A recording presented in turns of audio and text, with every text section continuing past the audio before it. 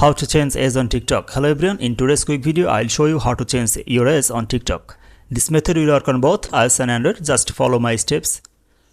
Before doing this, please make sure your TikTok app is updated. Now open the TikTok app on your phone. Tap on profile from the home page.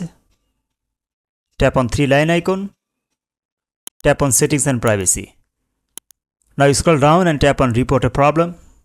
Wait a few seconds and tap on account and profile. Now tap on editing profile. Alright, there is no option to change our age, right? So we'll tap on other. From this page, scroll down and tap on need more help.